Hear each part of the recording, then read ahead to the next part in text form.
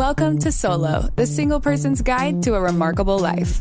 Your host, a behavioral scientist and bachelor, talks to leading experts and successful singles about living solo and living well. Travel more, make things, sleep in when you want to. Here's the playbook for the person who is unapologetically unattached. Now, please welcome Dr. Peter McGraw. Welcome back. This episode ends our short series on unconventional relationships with an extension of a previous episode on singles and their pets. This was taped live as part of a charity event and comedy show in Denver. I'm joined by Christie Buchele, one of the comics and a cat owner, as well as by Christina Martinez, a dog owner and soon-to-be familiar voice on the podcast.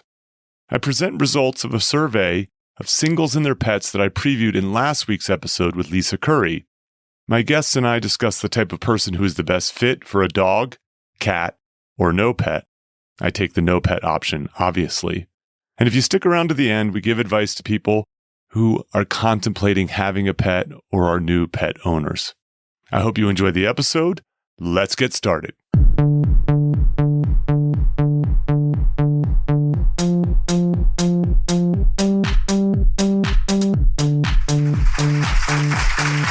Welcome to a special live taping of Solo, the single person's guide to a remarkable life.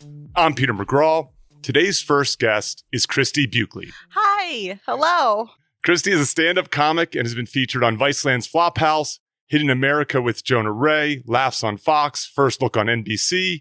She's performed at Limestone Comedy Festival in Bloomington, Denver's own High Plains Comedy Festival, and 208 in Boise.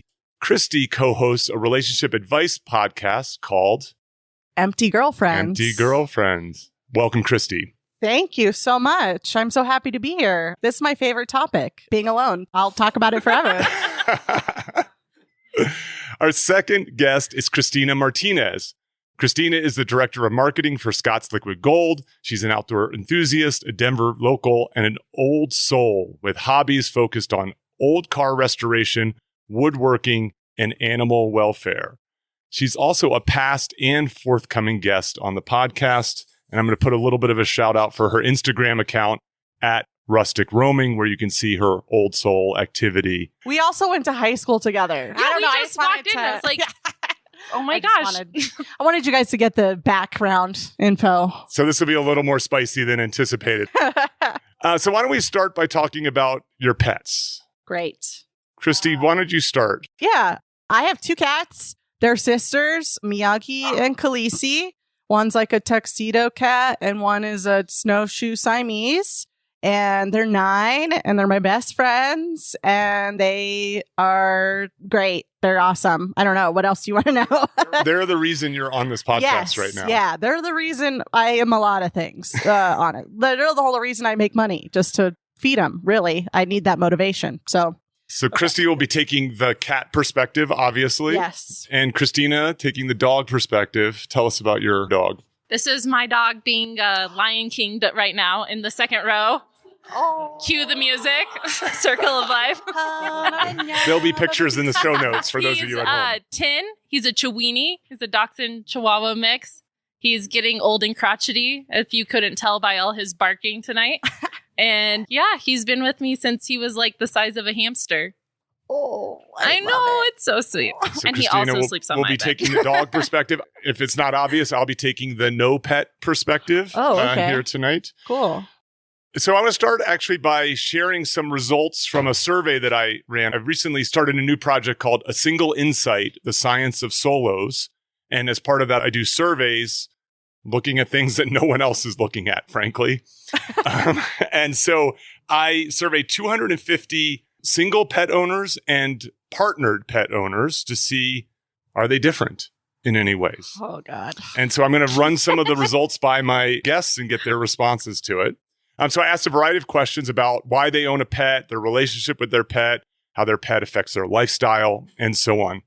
I think that the first thing about it is we anticipate kind of major differences in some ways. So, for example, I ran a Twitter poll that found that 2-to-1, people expect singles to sleep with their pet in their bed.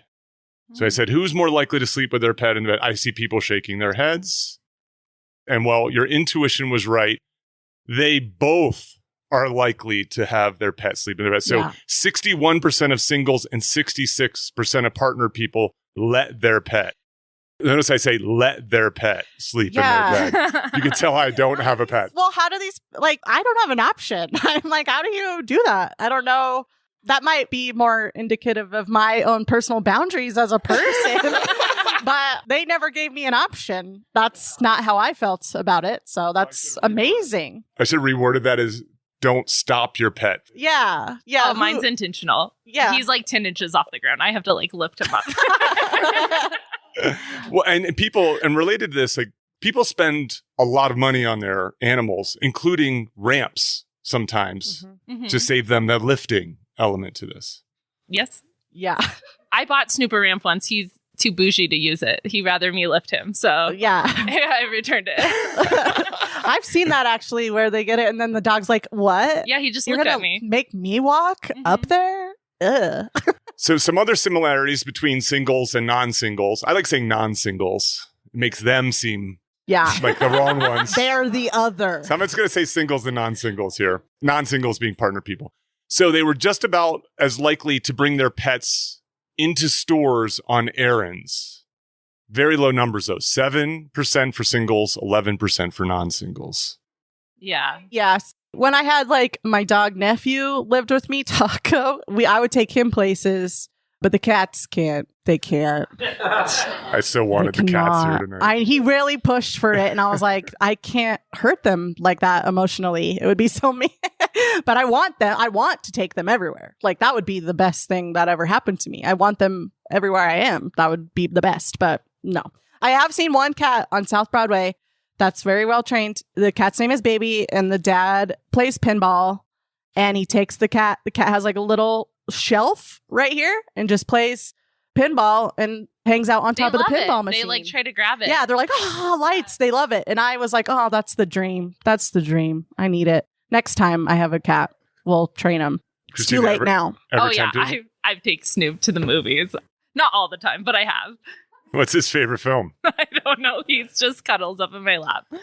Another one, singles versus non-singles were just as likely to report spoiling their pets. This was a high number. Oh. What do you think that number is? 78%. I'm going to go with 89. Yeah. Wow. I think Christie took this survey. 76 and 77% respectively spoil their pets. And then I asked a more aggressive question, which was, do you take better care of your pet than yourself? Yes, definitely. You do. Oh, yeah. Yeah, but as I just told you guys I have a rock star for breakfast, so it's not a very high bar. Yeah, I do take better care of them, but it's not a big leap over, They're doing just marginally better. Yeah, their life is better, but not a lot. I don't know. I actually can't even really spoil them. My cats are really weird to where I buy them treats and they're like, what is that? And then if I get them catnip, they're they like it for 2 seconds and then they don't like it. They want wet food. That's the only spoiling I can do. But then they also puke the wet food because they eat it too fast. So there's no winning, guys. One of my cats pukes dry food and one pukes wet food. This is a lot of information. I just think that you should realize I'm sorry, but it's there's no winning. I can't spoil either one of them. Okay, I'm fine. My dog is used to a life of luxury and he doesn't puke up anything. He just... Christina, how do you spoil Snoop? I mean, how do I not spoil Snoop? When he goes to, first of all, when I go out of town, he gets it almost even more spoiled. He stays at grandma's house and she does she makes custom scrubs for him. She's very into some holistic stuff about things that are good for his skin. So he comes back smelling wonderful and then he almost turns his nose up to me. But then at my house, always has a fluffy blanket. He gets a treat morning and night. He gets a walk. He sits there all day while I work on my computer. It's pretty nice life. Bougie. Nice life. So let's talk about some areas that there were differences between singles and non-singles. One of the questions I asked is, what is the most important reason you keep a pet? The options were companionship, love/happiness, meaning/purpose, protection. I'm having a feeling neither of you are going to say that one. And then other. Okay. Companionship and then love and happiness? Kept them You separate. them. How is it different? How do you classify those two? Like, how are they different, I guess?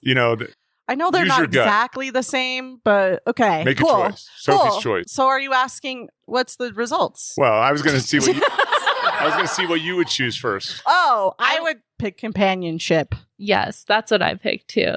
Which is funny though, because as a cat person, or maybe I would pick love. I think the cat thing, I'm like, they don't care about you. You just want something so you're not alone in your place. Yeah, no, mine do though. I get that there are cats like that. Mine are obsessed with me. They're like, this lady is the best. They don't like anyone but me though. We all think that about our pets. Yeah. They don't like, but no, they really don't. They won't go up to anyone else but me. Like if I die, they're coming too, because I don't think they're going to accept love from anyone else, I think. So you both said companionship, which is in line with the majority of singles. So 67% of singles said companionship versus 44% of partnered people.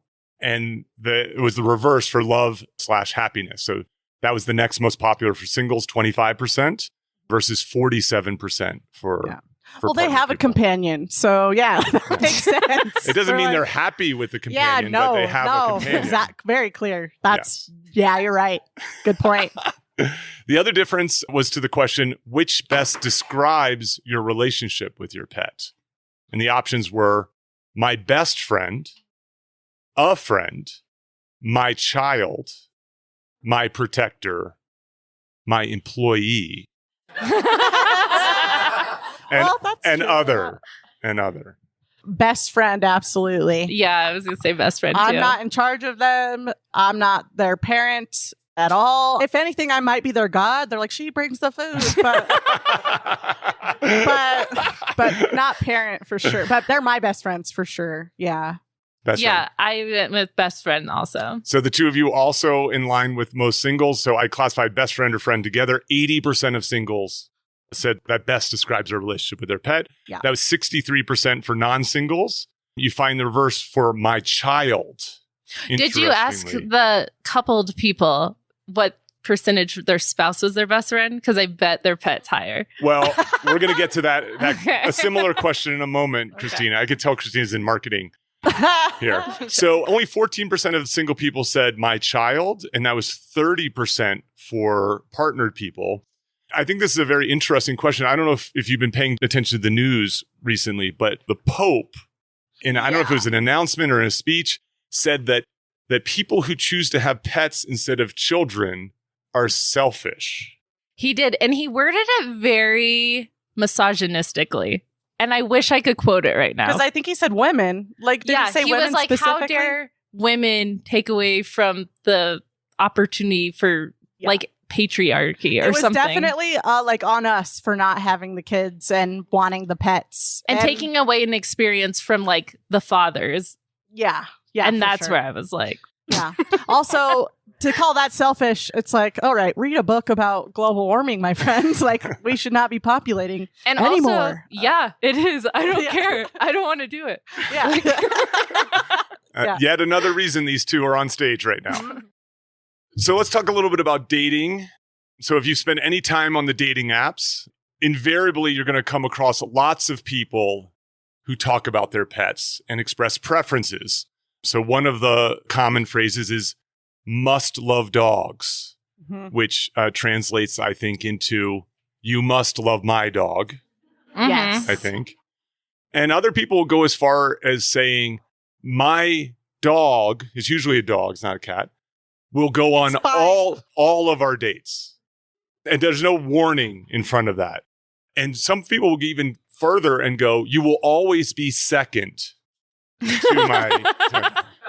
These folks they get left swipes from me. Do they get left or right swipes from you? I'm fine if they have a pet. When I see a guy with a cat, I'm like, okay. Well, it's such a catch-22 because they like cats. I don't have to like get over that, like, ew, cats. But also, I'm like, we can't have 3 cats. And I'm already like fast-forwarding to moving in. And I'm like, we can't have 3 cats. That's terrible. Like, so I get really stuck right there in that. I'm like, a dog's fine. That's normal. 3 cats? We can't. We cannot do that. Not in Denver. We won't have a big enough apartment for 3 cats. Ugh, no way. So that gets left? It gets left swiped? I don't, yeah. But I'd like to see people with pets in general. Doesn't matter what kind. For me, it like shows like just that they care about anything other than just themselves. It doesn't usually have an indicator. But I do appreciate when guys are like allergic to cats. Because then I'm like, okay, cool. Don't even have to, let's just not even think about that. Right. Let's get the heartbreak out of the way. Mm-hmm.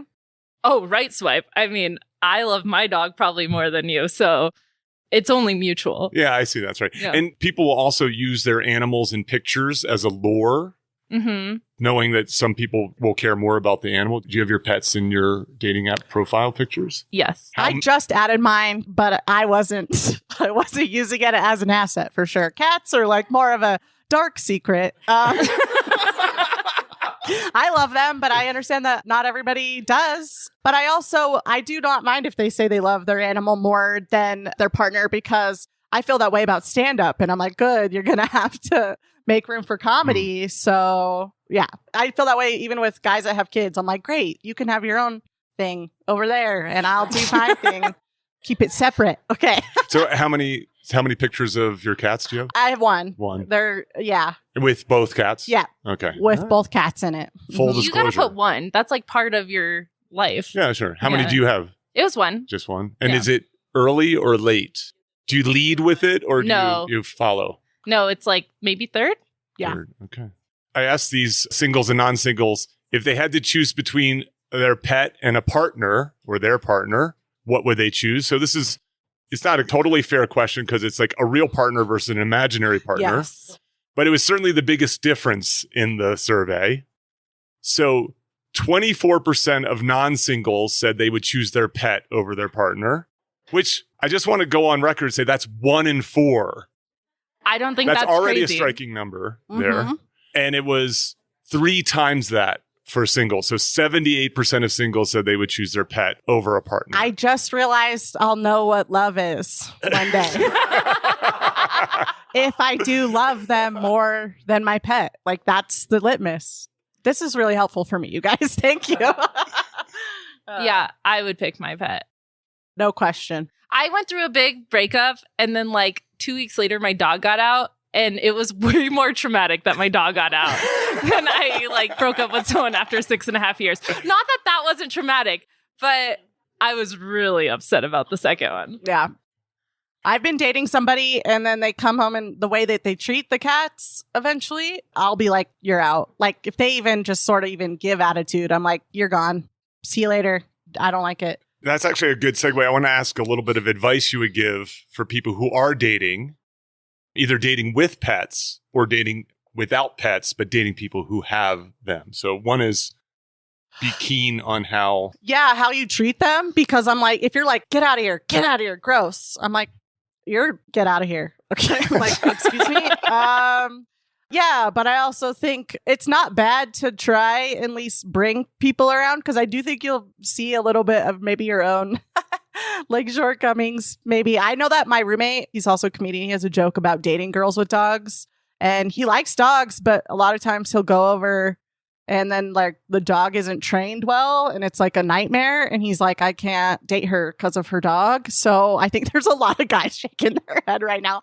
So I think I do think it's important to like, include them or see how it works. But yeah. And is this early or later? Is this like you wait to introduce or I mean, I would love to say that I wait a long time before somebody comes home with me. But no. Because if they're in your place, you're meeting your pet. Yeah, like early on, I'd rather know that like you don't like cats or they're going to be mean to my cats, right? So, Christina, what about you? Any best practices, advice, or? I would say the same. Like, yeah, I would watch how anybody treated any kind of animal. Yep. But they don't meet my pet on the first date. My dad's here. And what date is it that they meet? At least third. I see. Yeah. Anything else in terms of best practices? I mean, no, like same thing. Like I have dated someone that I didn't love their dog. Like it wasn't my vibe, even though I really love pets. It just like wasn't interactive, and it was like would growl at you weird and stuff. But you got to be nice to him. That pet has been around with them forever. What if your pet and their pet don't get along? I've never had that. So Well, Snoop is I perfect. know. right? I always want Not to with be my like, how angel. is your dog around cats? And then we can talk, But yeah, I do get nervous. or about who that. has the nicer place? I guess someone's pet's getting left at home. Yeah, Mm. you can leave the cats. That's the beauty of cats. That's We can true. leave them. I have a camera on them. I almost brought the camera. We didn't have a projector so that I could do my jokes for the cats because I can't talk through the camera. And then they're like, what's happening? I got really sad the other night because I was like, my cats will never see my comedy. They are my best friends. Like, I don't know. I was having a day. I was having a moment. Were you? I was just having a day, I and will I was bring like, your cat to a show Yeah. if you want. they wouldn't like it. They wouldn't like it, but I would have liked the opportunity to do comedy through the camera, and they would have been like, "What's happening? Where is she? What's that?" I don't. Anyways, Or hopefully, or they would just walk away. yeah, they'd probably just be like, "We're gonna go to sleep. We know this." We know these jokes. yeah. Let's pivot into. There's people who are contemplating a pet. So I want to talk a little bit about kind of what's the best sort of fit personality, lifestyle wise for a dog, a cat, and I'm going to be taking the no pet. I don't know. Stance I've been on seeing this. you tonight. I feel like you're like, No, I'm not anti-dog. I just don't want one for myself. yeah. Like, as I say, I'm not anti-marriage. I just don't want one for myself. Notice Okay. you did Yeah. not say cats. Yes. So who would like to begin? What's like the best personality, the best lifestyle fit for dog or cat? Which one? I'm talking about the person. You gotta love to cuddle, right? Okay.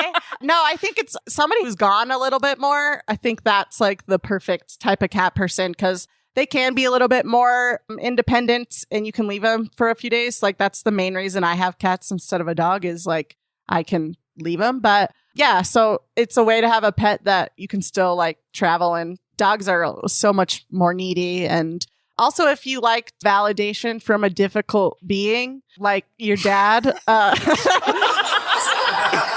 cats can replace that pretty easy. You're like, they don't like anybody, but they like me. This is really healing a lot of wounds. Can I roughly translate this? So if you have daddy issues, cats are a good. Yeah, I think so. Okay. Yeah, exactly. Did you have a parent who left another cat? No, I'm just kidding. Yeah, but I think like they're independent and you're independent. Like, I don't know. I think that's more of a good cat person. Right on. Well, Christina? she used a word that I was trying to avoid, and I was like, I don't know how else to say it. But maybe if you are more needy, you're a dog person because they want to be near you and they need you to reciprocate the whole time. And if I'm honest, that's why I love my dog because he's always like right there being like, hi. Oh, it's okay. You look fine. Like, So if I can roughly translate, if you're codependent, you should think about a I have dog. a codependent relationship with my dog.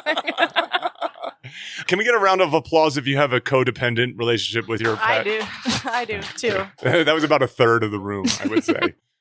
Anything else sort of personality-wise, lifestyle-wise?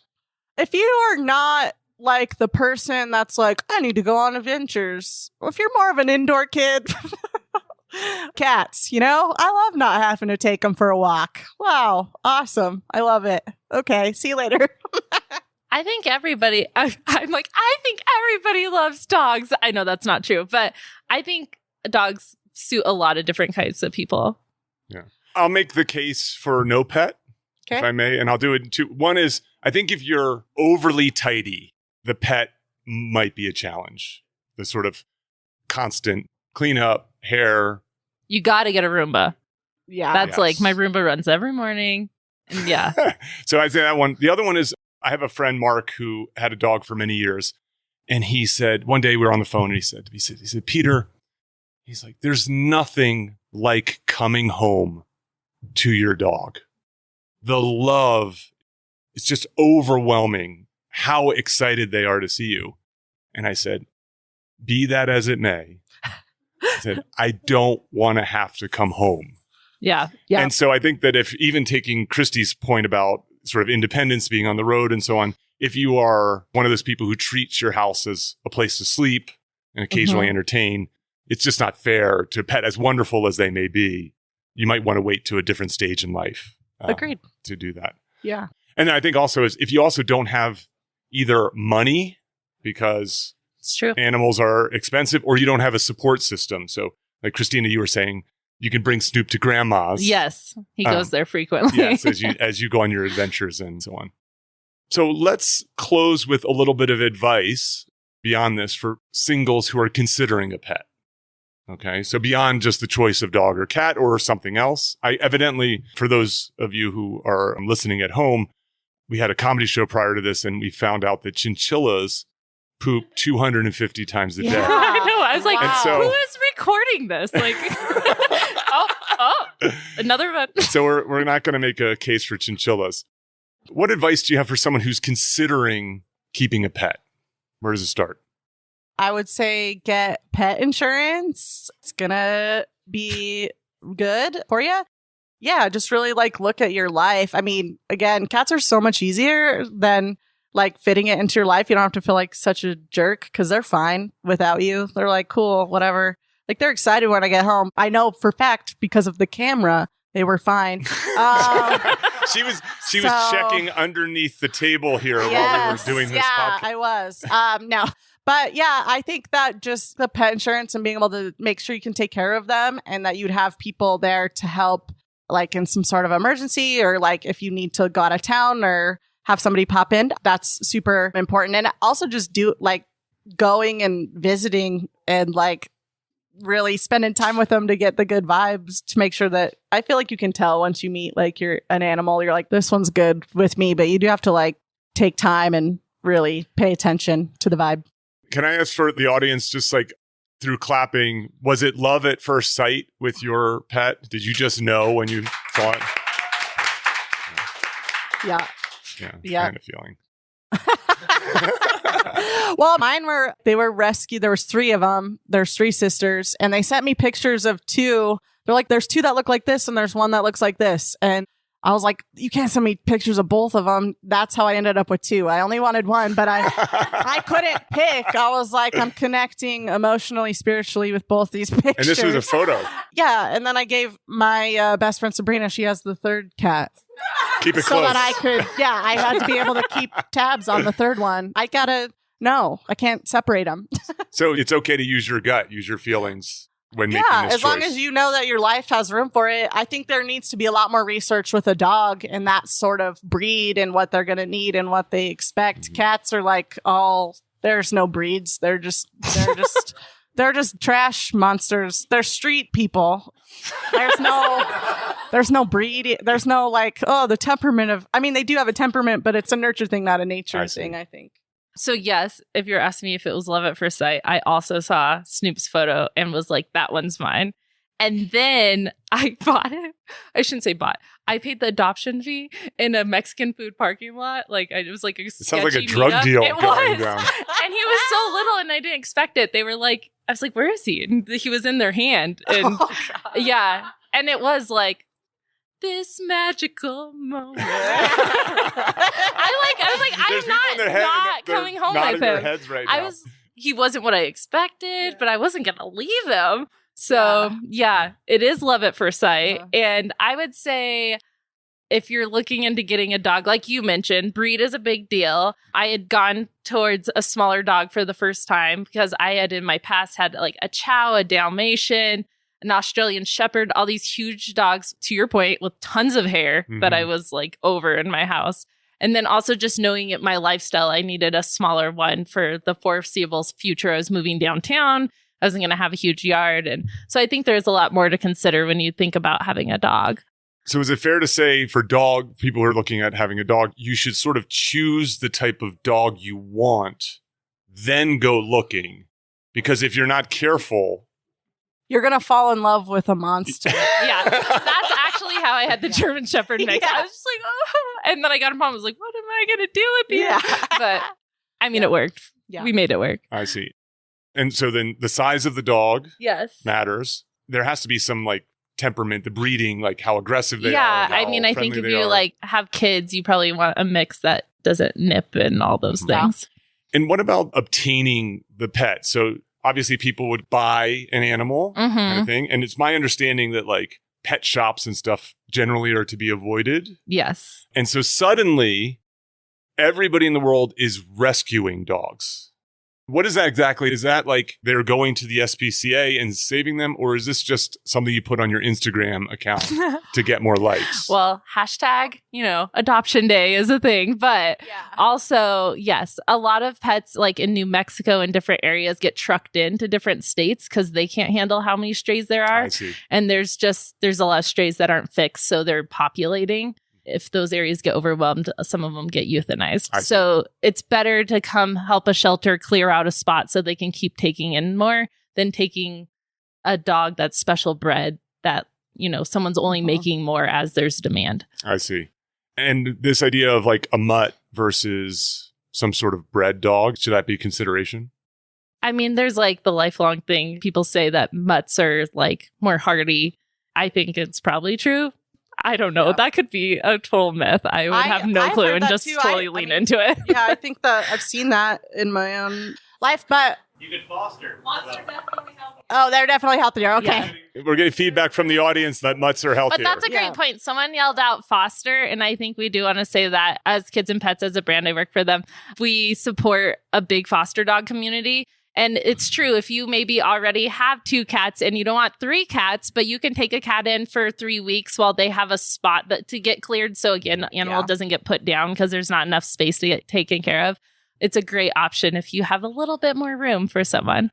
It sounds like fostering would be a great way to try out pet ownership. Absolutely. It's true. Yeah. And you see it all the time. People call them foster fails. They don't expect them to be there forever, and then they decide to keep them. The love kicks in. Yes. Yeah. Okay. The only thing I would add to this, and this has already come up, is make sure you can afford this pet, right? For some people, one of the worst things that you could do is get to a situation where you can't actually keep this animal. You're having a hard time supporting yourself. And so I was just going to add to that. My cats came to me by just like, I did really just post it on like Facebook or something. And then friend of friend was like, oh, we just found some cats. And, then they got rescued with their mom. And then it was like perfect timing. And so sometimes I feel like the perfect pet does just like land in your lap in a lot of ways and you can follow. You put it out into the universe. Yes. Yeah. I really believe in that. Your little soulmates are going to find you. I believe that. Okay. So I really wanted to do, so this is the second episode about singles and their pets. And I wanted to do this as a live event in order to bring single people together and bring their pets together. As I said, I'm not a pet owner. I had a dog as a child and I understand He's just telling us that so we don't think he's a sociopath. Exactly. So we're like... Yeah, that's true. I understand it. They are love machines. Yes. They are in many ways, dogs have been built for this and cats have foisted themselves upon us with the same outcome, whether it is to provide people with companionship or love and happiness or to get them out of the house, to get them moving, to help their dating lives. There's lots of reasons that people do it. I think there's really very good reasons rather than following this path that the world lays out for us, which is find that partner, couple up, ride the relationship escalator. Get a dog, 2 years later, have a kid.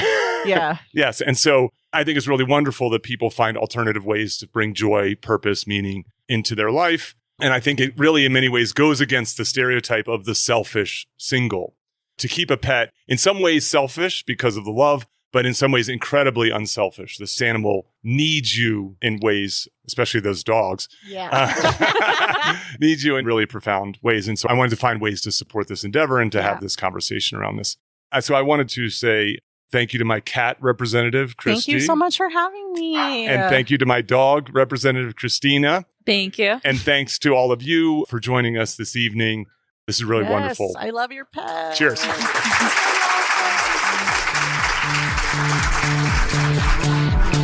Thank you for listening to Solo, the single person's guide to a remarkable life. For more about our guests and show notes, go to petermcgraw.org. Please subscribe and share with your single friends.